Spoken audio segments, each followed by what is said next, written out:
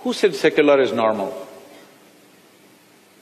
Let's understand the word secular. Secular means everybody has the right to do what they want and we respect that. Secular does not mean you give up everything that belongs to this culture and do what the English did and we think we are secular. No, I want you to understand.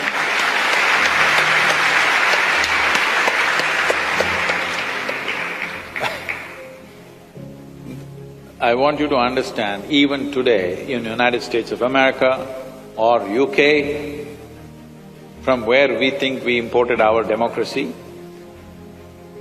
even today, without taking the name of their god, whatever god they believe in, nothing is done.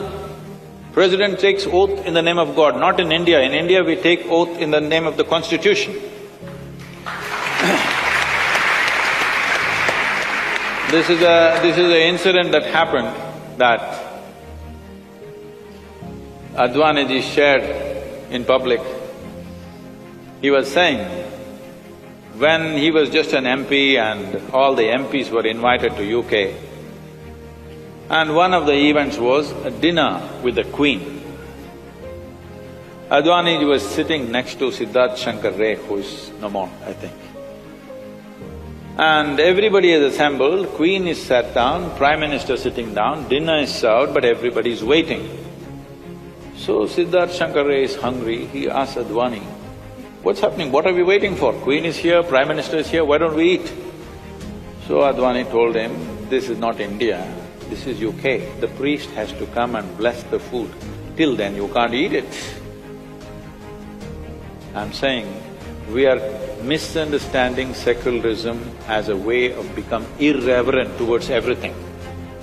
No, secularism does not mean that. Secularism means we respect everybody's way of life. We don't think our way is superior to somebody else's ways. But we choose a certain way because we think it's better. But if somebody has to prove that is better, we're always willing to debate endlessly. There's an entire culture in Tamil Nadu where Tamil Nadu's population and especially the kings shifted from Buddhism to Jainism, Jainism to Shaivism, Shaivism to Jainism, again back to Shaivism, depending upon the sages of the time. They sat down and debated. In the debate, if the Jains convinced that this is the way, best way to do it, this will lead to better life, they all converted. And next, another generation, another sage came and that sage proved being on the Shaiva way of life is the best way to do it, everybody converted back to that. I think this is fantastic, this is what should happen. What really makes sense today, we should all do that. If somebody shows us better sense tomorrow, we will do that. Why are we stuck with this or that? Because you fixed your identity, that's the whole thing, isn't it? If your identity was not fixed, you would always be looking for what is most sensible. This is becoming a serious problem, okay. You try to do anything in this country, they want to stop it.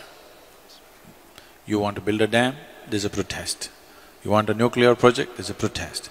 Thermal project, protest. Windmill, protest. But everybody wants everything. In their homes, they want all the gadgets, they want 24 hours power, they want everything going. This is because we are only looking at the problems and we have not taken up the challenge of creating solutions in our minds. I think this is a kind of a pre-independence hangover. Because Mahatma Gandhi brilliantly designed a revolt against the British, not by killing them, not by shooting at them, not by bombing installations, but simply by stopping activity. Bandh, Hartal, Satyagraha came from there. It was a brilliant device for those days because we were conquered. But even today, if you want to become a leader, I'm just telling you, this is a secret, okay? Suppose you want to become a political leader, don't try to build a road, build a dam, do this, do that. No. Gather 100 of your fans and block a highway. Make our lives miserable. You will become a leader. Yes, unfortunately, yes. You stop the train, you stop the road, you stop to cut the water, cut the electricity, you will become a leader.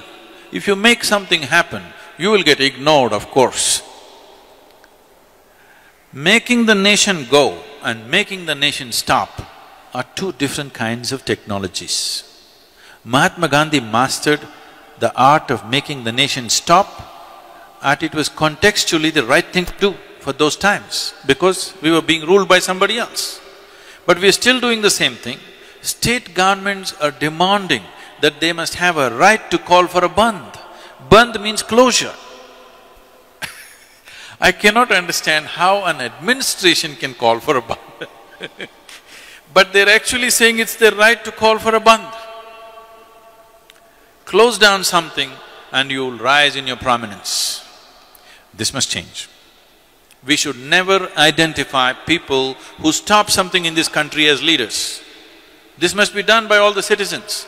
Whoever stops something in this nation should never ever be our leader. Whoever makes things happen in this country, he must be the leader, isn't it?